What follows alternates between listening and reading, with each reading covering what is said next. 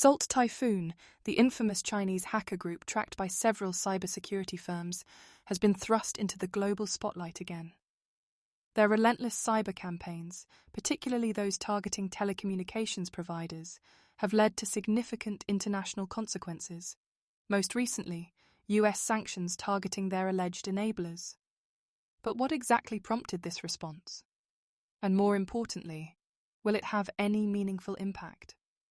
The sanctions are aimed at Sichuan Juxinhe Network Technology, a cybersecurity company purportedly fronting for Salt Typhoon's operations. According to US officials, this firm plays a central role in supporting the group's infrastructure. Essentially, it acts like an invisible scaffolding, propping up cyber espionage campaigns through sophisticated hacking tools, network access, and logistical coordination. Salt Typhoon itself has specialized in attacking telecom networks worldwide.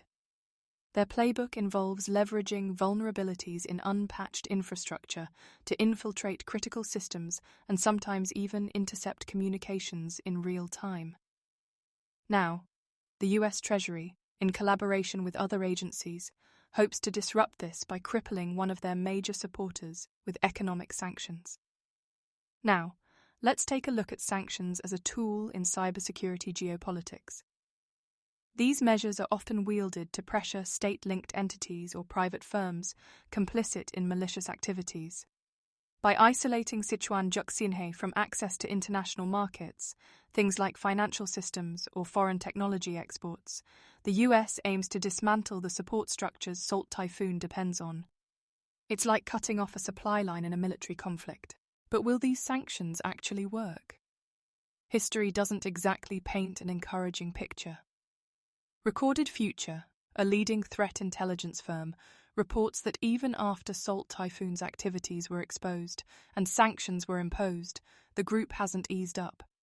They're still as aggressive as ever, exploiting vulnerabilities on a global scale. And here's where the problem lies. Sanctions operate on a macroeconomic level, but cyber attacks can persist at the micro level. Salt Typhoon remains deeply entrenched across multiple countries, exploiting gaps in cybersecurity practices and thriving off unpatched systems. It's almost like playing an endless game of whack-a-mole. As one avenue is closed off, they adapt and continue. Now, let's drill down into the technical details, starting with Cisco's iOS software, the very technology Salt Typhoon exploited in their recent campaigns.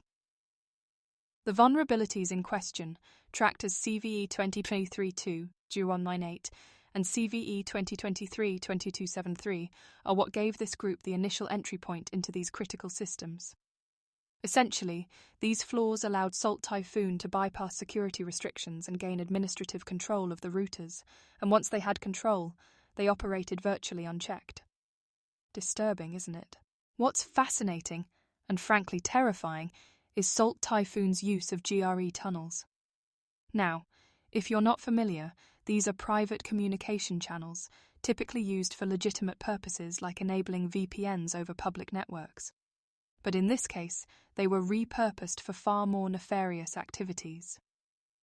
By establishing these tunnels, Salt Typhoon could essentially exfiltrate sensitive data from their targets while staying under the radar. It's like they had secret passageways right through the IT infrastructure, absolutely ingenious in its simplicity and impact. And this isn't just about what they took. It's about how long they could stay in these networks. GRE tunnels allowed them to maintain long-term access without triggering typical detection mechanisms. Think about that. Persistent access to networks that are supposed to be secure.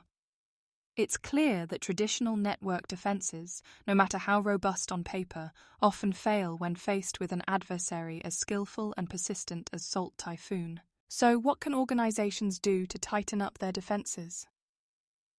First and foremost, patch management is critical. Vulnerabilities like the ones exploited here often remain unaddressed, simply because systems aren't updated in time. This is Cybersecurity 101, update and patch rigorously. But beyond that, organizations need to implement stronger network segmentation and deploy advanced monitoring tools. Tools that don't just monitor for anomalies, but proactively hunt for stealthy tactics, like these private GRE tunnel configurations. Otherwise, it becomes a matter of when, not if, these attackers will strike. It's also worth stressing the importance of simulation-based training for IT teams. Familiarity with the methods groups like Typhoon rely on, things like exploiting unpatched Cisco devices, can empower teams to anticipate and neutralize these threats before they escalate. But let's not kid ourselves. The race between defense and attack is ongoing, and organizations can't afford to lag even a step behind. And on that note, the global implications of Typhoon's tactics cannot be overstated. Their operations span continents, breaching telecoms, internet providers, and even universities in multiple countries. When we look at the scope of Typhoon's operations, the numbers alone are staggering. They've breached telecom networks across countries like the US, UK, South Africa, and Italy, among others. That's not just a pattern. It's a systemic campaign of global intrusion, one that's meticulously planned and ruthlessly executed. Now, consider what's truly at stake here. Typhoon isn't merely targeting commercial entities. Their activity dives deep into government and law enforcement systems, exposing highly sensitive surveillance data. In some cases, they've accessed court-authorized wiretap mechanisms used to glean private communications. Data so critical, its exposure could jeopardize national security itself. I mean, let's think about this. We're talking about a group that effectively weaponized communication networks, turning our own infrastructure into tools of espionage. Stunning, isn't it? But beyond the immediate chaos lies a deeper question. How do we, as a global cybersecurity community, respond to attacks of this magnitude? Traditional defenses clearly aren't cutting it anymore. Organizations from multinational corporations to universities must migrate toward a more proactive strategy. That means not just patching vulnerabilities, though seriously, why aren't unpatched systems already a thing of the past? But actually anticipating an attacker's next move. It's about becoming offensive in defense. This brings us to the evolution of cybersecurity measures. Governments and private sectors alike need to invest in aggressive threat hunting capabilities, tools that prioritize anticipating breaches before they happen. And it's not just about advanced tools. We need cooperation. Cybersecurity isn't, and can't be, a siloed effort. Threat intelligence needs to be globally shared, real-time collaboration must become the norm, and standards must be enforced across borders to create a unified front. Otherwise, these persistent attacks will just keep coming, relentless as ever.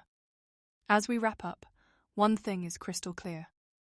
The story of Typhoon isn't just about one hacker group. It's a cautionary tale for all of us. It's a resounding reminder that the threats we face are constantly evolving.